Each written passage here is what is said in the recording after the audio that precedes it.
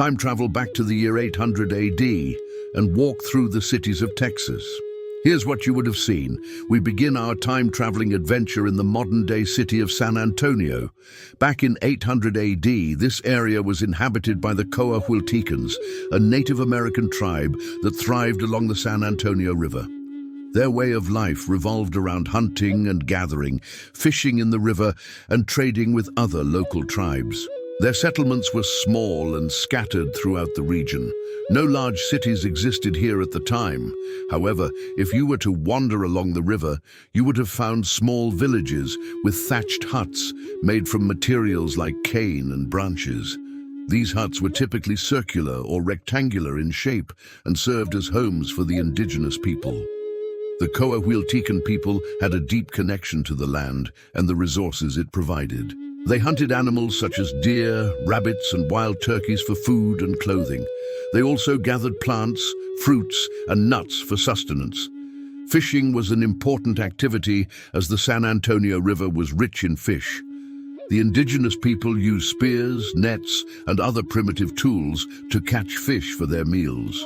As you walk further into the heart of what is now downtown San Antonio, you wouldn't see the iconic Alamo building standing here, as it was just a mission church built centuries later.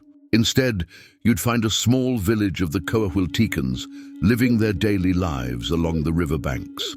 Life for the Coahuiltecans was not without its challenges.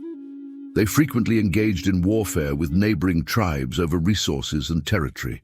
Additionally, they faced droughts, floods, and other natural disasters that could impact their food supply and way of life. Despite these hardships, the Coahuiltecans persevered and their culture flourished in this part of Texas for many years. Traveling east, we come to the modern-day city of Houston. In 800 AD, this region was home to several Native American tribes, including the Acokisa, the Atacapa, and the Karankawa. The landscape would have been vastly different with dense forests and swamps covering much of the area. Instead of skyscrapers and bustling streets, you would have seen towering trees and heard the calls of various bird species echoing through the canopy. If you ventured into the dense woodlands near the modern-day Houston, you might have encountered the Acokisa people. These nomadic hunters and gatherers lived in small bands and moved from place to place, following the herds of animals they hunted. Their shelters were simple, often no more than temporary structures made from natural materials. You would have seen them around camps, fires where they cooked their meals and told stories. Their lives were closely tied to the rhythms of nature, and they possessed a deep knowledge of the plants and animals that surrounded them. Further along our journey, we arrive at the area that would become Dallas. In 800 AD, this region was inhabited by several Native American tribes, including the Caddo, the Wichita, and the Anadarko. The landscape was quite different from today. Instead of a sprawling metropolis, you would have found rolling grasslands and wooded areas inhabited by various indigenous peoples. As you explore this region, you might have come across a Caddo village. The Caddo people were known for their distinctive earthen lodges, which were large dome-shaped structures made from wood and covered in earth. These lodges served as communal spaces for the tribe to gather and conduct their daily activities. You would have seen the villagers going about their daily routines, tending to their crops, crafting tools, and engaging in trade with other tribes.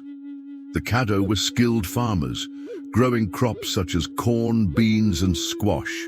They also hunted game and gathered wild plants for food and medicine. Traveling north, we reach the modern-day city of Oklahoma City. Around the year 800 AD, this area was inhabited by several Native American tribes, including the Wichita, the Delaware, and the Caddo. The landscape would have been very different, characterized by vast prairies and dense forests. Instead of the urban development of today, you would have seen herds of buffalo roaming the plains and Native Americans living in small villages. If you explored the woodlands near the modern-day Oklahoma City, you might have encountered the Delaware tribe. The Delaware people were known for their bark houses, which were constructed by stripping the bark from trees and carefully weaving it together to form a sturdy shelter. The interior of these houses was often decorated with intricate patterns and designs. You would have witnessed the Delaware people practicing their traditional customs and ceremonies, which often included dances and rituals that honored their cultural beliefs and values. The Delaware were skilled hunters, and they also had a deep understanding of herbal medicine and healing practices. Continuing our journey northward, we arrive at the modern-day city of Kansas City. In 800 AD, this region was inhabited by several Native American tribes, including the Osage, the Kansas, and the Missouri. The landscape was primarily a vast prairie, with some wooded areas along rivers and streams. Instead of the city's urban sprawl, you would have seen rolling grasslands, extending as far as the eye could see. If you wandered through the tall grasses, you might have stumbled upon an Osage village. The Osage people lived in conical-shaped dwellings made from wood and covered with mats or hides. These structures were often built in clusters, forming a large village. You would have seen the Osage people engaged in various activities such as farming, hunting, and trading. The Osage were expert horse riders, and they used their equestrian skills for hunting buffalo and other game. Finally, we reach our last stop on this journey through time, the modern-day city of Chicago. In 800 AD, this region was inhabited by several Native American tribes, including the Miami, the Illinois, and the Sioux. The landscape was predominantly a mix of prairies and forests. Instead of the towering skyscrapers and bustling streets of present-day Chicago, you would have seen a wilderness teeming with wildlife. If you traveled along the shores of Lake Michigan, you might have encountered a Miami village. The Miami people built their homes from wood and thatch, creating structures that blended into the surrounding environment. The villages were often situated near lakes or rivers, reflecting their close connection to the natural world. You would have observed the Miami people fishing in the Great Lakes, a vital source of protein for their diet. They also gathered wild rice and other aquatic plants for food. As we conclude our journey, it's important to acknowledge that the indigenous peoples who once thrived in these areas have a rich and lasting legacy. Their cultures, traditions, and contributions have shaped the history of Texas and the United States as a whole.